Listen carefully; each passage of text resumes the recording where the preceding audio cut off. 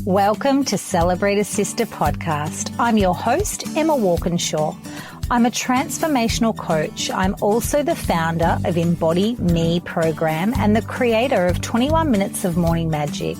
You may also find me on the yoga mat leading yoga sessions and also running retreats here in Australia and internationally. Here on the podcast, I bring you some pretty incredible guests. We talk all things self-belief, body acceptance, personal development, outdated beauty standards, and we also call BS on the toxic diet culture, accepting the beautiful bodies we were born into, letting go of all the beliefs, and raising our self-awareness.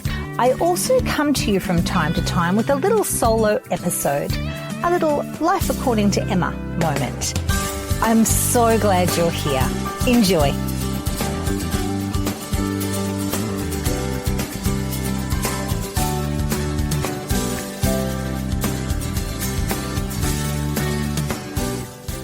Hello and welcome to this week's episode of Celebrate a Sister. I am your host, Emma Walkinshaw, and I am so happy you're here. This week's episode is a little flashback from the Body Love Revolution Summit that I ran earlier on this year. And during that summit, I pulled together 12 incredible women and had 12 incredible conversations. So this is my solo episode in the Body Love Revolution online summit, talking about expectations and all of the things that I learned from the women on the summit. There was so much goodness and gold in this summit. It has been the gift that keeps on giving. These women shared so much information and knowledge that shifted my perception profoundly. Perception of myself, perception of how I show up in the world. So I hope you enjoyed this episode. It has got lots of food for thought in it, and I drop in lots of tips that the women shared with me over that summit. And you can head over to YouTube and actually access all of the conversations. So there is on my YouTube channel, Emma Walkinshaw. The link will be in the show notes here on this podcast. But head over and have a listen to, there's all different topics. Laurie May talks about going grey and aging in modelling in her 50s. There is beautiful Sarah, who is a non-diet dietitian. There is Sab from Paint and Sip, who talks about how empowering it is for women to paint their gorgeous naked body. There is all sorts of conversations, and there's many, many more. So I invite you to head over to YouTube and check that out. Jump into this podcast, enjoy. And if you want more of the Body Love Revolution online summit, find it over on YouTube. Thank you so much. Enjoy. Hello and welcome to the Body Love Revolution Online Summit. I'm absolutely delighted you are here. Thanks for saying yes, and thanks for opening your mind to learning and growing from all of these incredible humans that I have speaking on the summit, just shifting our perspective. I personally have loved this summit because it's just shifted some of my outdated thoughts that I didn't even know I had. And I'm going to run through some today that I've had some great awakenings, and I know you will too. And I love this knowledge. Knowledge is power, as they say. I also love calling BS on a lot of old thoughts and a lot of old beliefs that I've had, and just expanding the mind. When we get so used to seeing similar things and hearing similar things, we don't challenge our own belief system. And that's what I love. That's why I brought this Body Love Revolution to you all. As part of my own body acceptance journey, I want you on the journey with me. I want us to start to really break through and smash through these ridiculous things that we've been told, and these things that we've adhered to and subscribed to. Like, I am just loving the fact that I'm calling BS on a lot of this stuff in my own belief system. And then the feeling is freedom. Oh my goodness, so much freedom. And the word acceptance, celebration, celebrating who I am. So I want to talk to you all today about, and this has been my own little revelation on this journey. I did really start this journey, I'm going to say, around 2018. I've been a life coach since 2013, and I've run a classic program called the Clarity Catalyst, which now is the Body Love Revolution program.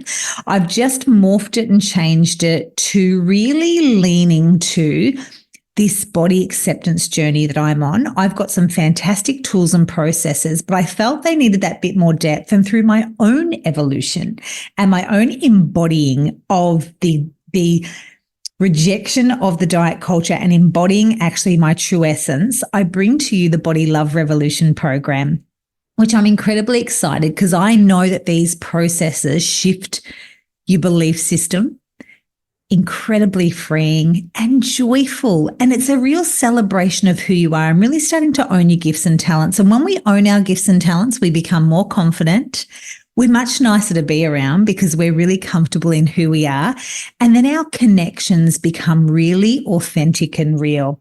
You start to gravitate and this beautiful magnetism with other human beings that are on this beautiful path, and the shallowness is gone and there's a real depth of connection and joy there. So that is my main motivation for this beautiful Body Love Revolution Summit, is to bring you back home to your heart and your body, connect with like-minded people who talk about really cool stuff, not surface stuff. Today I want to talk about expectations. I believe that we are in a world where there is lots of expectations. Some of them are really helpful and some of them aren't. So I wanted to go through the expectations that I've uncovered in my own journey of body acceptance that I've really started to wake up to. I feel like this body acceptance journey really is eyes up, ears up when I'm being fed a lie. Or like I say, being told a lie or sold a lie. It's that coming back home and really being strong in who I am and knowing who I am. And that is my wish and dream for you. And I know that I can't do this alone. I need you. And hopefully you need me too. So I want to start to shed some light on my own awakening of the expectations. So the expectation that society says that I must be slim or thin. It's a better body when it's thin. There's good and there's bad. Big body bad, little body thin. It's just not true. That is an expectation that some company at some point told us that to sell us a diet. Because if they tell us that a bigger body is bad and you're wrong, then we need to fix it. And if all we ever see is an expectation that this is a good body, we then start to think ours isn't great. I am loving the fact that I'm opening my eyes and knowing that this is BS. It is actually factual and truth that you can be in a bigger body and you can be healthy. You can be in a bigger body and you can have the most wonderful life. The only thing that stops us is the comparison. We keep comparing ourselves. Yeah, but I'm not thin and I'm not this and I'm not that. Also, that thin body that we've been shown, or that slender body, is potentially an expectation we've put on ourselves. That would be like me. Those of you who know me, I'm in a size 14 to 16 body. I am in a curvier body. It is impossible for me to hold myself at an expectation of the beauty standards. I possibly cannot be there. I would be starving hungry. I've tried it. I've done it. I can only hold there for so long because that's not my natural set point. So the fact that I'm had an expectation from society that I need to be in a thinner body, I will no longer subscribe to that. The next expectation that society has, as a woman who is 48 and moving into her beautiful MAGA phase, which is the part I've moved from my maiden to my mother phase, because my children are now 19 and 22, and now I'm in my MAGA phase, which is this beautiful place where I get to be carefree and responsible and I get to live a life. In my MAGA phase, I am going to have some wrinkles. See, around my lips now, I am going to have some wrinkles. And when I do that, and you can see those wrinkles around my lips, because that says, Chinese medicine tells me, Emma, your ovaries are no longer producing eggs. That's just how it is. I've moved into this stage. And I can regret the fact that I'm now in MAGA, and I've had my moment. I grieved a lot as I've moved into this menopause phase, and that's where I had a beautiful experience with Yogi Louis, one of our speakers on this summit. And Yogi Louis took me away for 2 days, 2 nights into the bush with some other women. Yogi Louis was turning 50 and she did a Harvest Queen birthday. We did a lot of spiritual practice. And I was allowed the grace and the space to, I feel really emotional, to heal that part of me that was really grieving my youthfulness or my motherness, because my children moving out of home, and now I'm in this new MAGA stage, and just going, it's okay for me to have some wrinkles, and I don't know, my hair's probably got grey hair. I'm still colouring it. I still am moving into that phase. You'll hear my beautiful cousin Laurie May speak on the summit about her journey of going grey, but actually celebrating this stage of life I'm in. Because we've been told, for goodness sake, woman, do not get old. You are used, you're past your use by date, do not get old, do not look old. Again, it's such a privilege to turn the next number that you turn. It's such a privilege to age.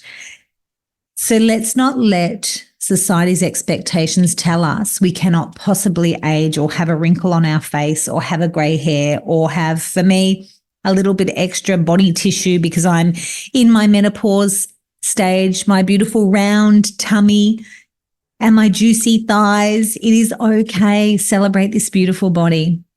So the other expectation that we have in this too is this clear skin, this flawless skin we must have. Lainey, who's another speaker, I've learned so much in this summit. I'm referring to all of the speakers because I've learned so much. Lainey brought to my attention, Lainey's our EFT, our emotional freedom technique, master magician, not a magician. She's a practitioner, master practitioner of EFT. Lainey brought to my attention, and I just love this. She brought to my attention the fact that when we go into the supermarket or to the beauty section, how big the women's section is and how small the men's section is.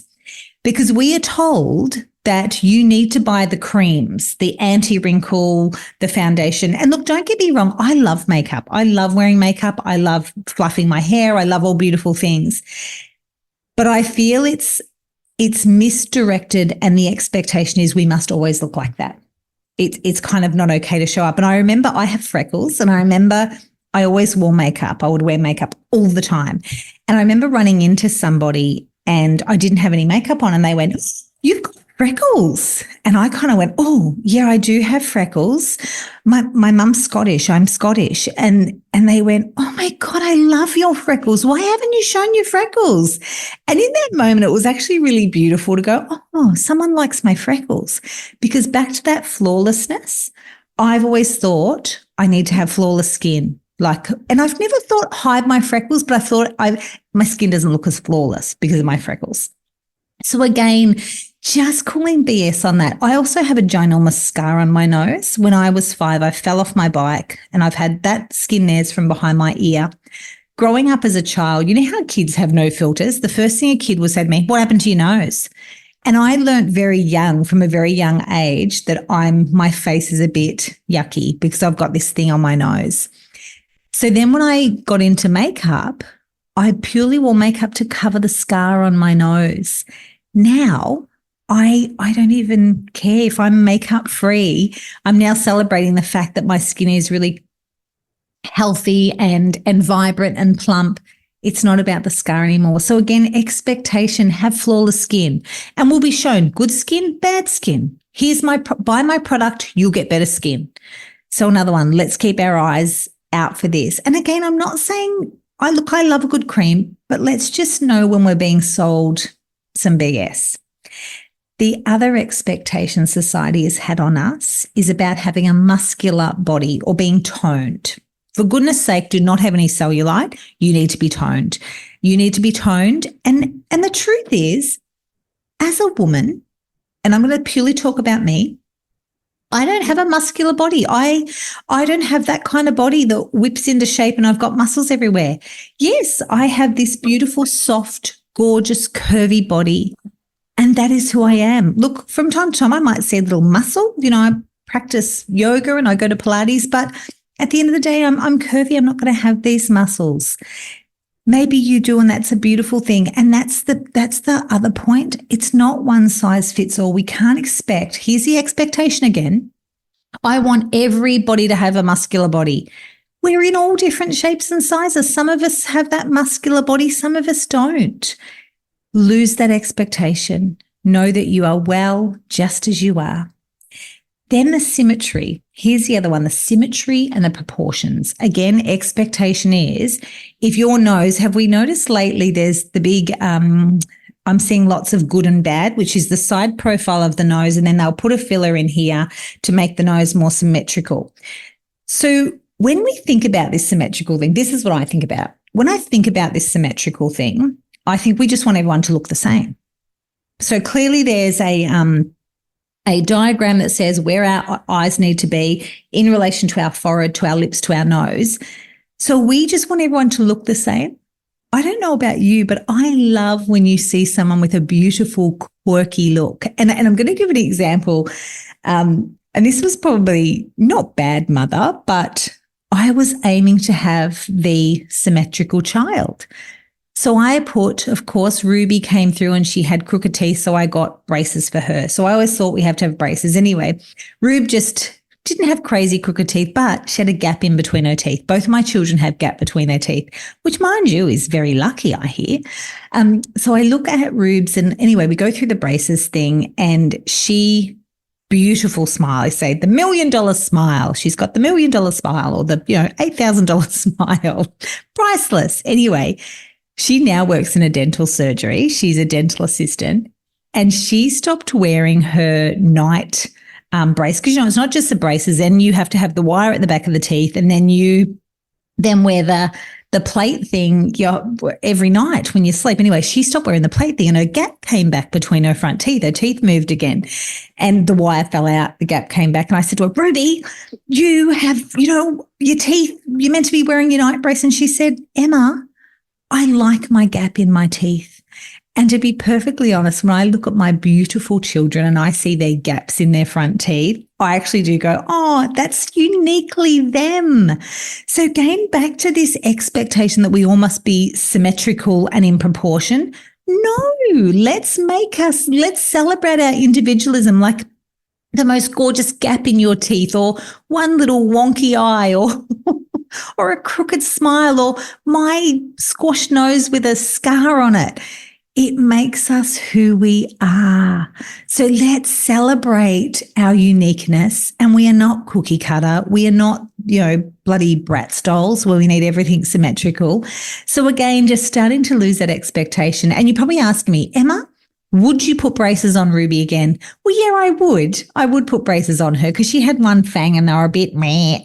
I would. However, I'm also okay that she has not worn her night brace and night, mouth guard thing, and her gap will be there. And I actually chose not to put braces on Sonny. I took him to orthodontist and they said, we can't do it until he's 16. His jaw's got to grow. He's now 19. I've offered many times, hey, do you want to do your braces? And he's like, no. He has a gap in his teeth, in his front teeth. His teeth are straight. And I've kind of let him choose. So, I probably should have just let my children choose, right? Their choice, their body, their choice.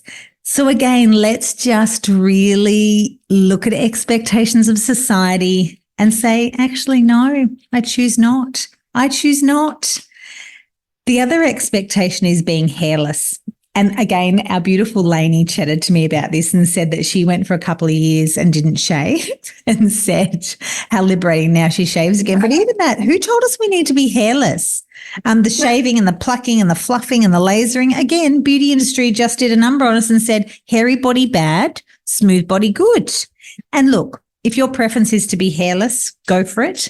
But don't do it because of society. So I just want to recap on this. Let's get really clear and really alert eyes up, ears up, when the beauty industry tells us thin body is better, youthfulness is better, clear skin is better, being muscly is better, and being symmetrical and in proportion is better, being hairless is better. If we can collectively just start to feel into our own heart and go, what feels good to me? And it's not that. I also think of my dear friend Emma Gilmore. She's another speaker on the summit, and Emma shares something really beautiful. I have to say it again, and you're going to hear her say it, but I just keeps playing in my mind. And Emma was coming out of the ocean. She swims every day in very cold ocean in Victoria. And she was coming out of the ocean and she's seen some slim women and thought, oh, if, only I was slender, life would be good, da, da, da. And then she thought to herself, my friends in a larger body, do I love them any less? My friends in a slimmer body, do I love them more? No, we don't. It's actually irrelevant. We actually love each other's heart and soul. Yes, we do. So thank you for listening, my darlings. There's my little let's eyes up, ears up about expectations and start to just question, get curious about it. Also, I have the Body Love Revolution program. And if you would like to dive deeper into this and really start to unpack and look at all the levels and the layers where our body story has affected us, come and join me. I go through 6 glorious weeks and we have 3 one-on-one coaching sessions together where we start to look at the impact that our expectations and our judgment has had on us. I go through around 60 tools that just help to open our eyes, become more comfortable in who you are, really have that sense of freedom where you actually feel comfortable and confident to be yourself, to show up, as well as community. We really connect as a community. And I know that we are stronger together. There is not competition, there is collaboration. There is community, and that's what we're here to do, is come together and start to question these outdated beliefs. No more.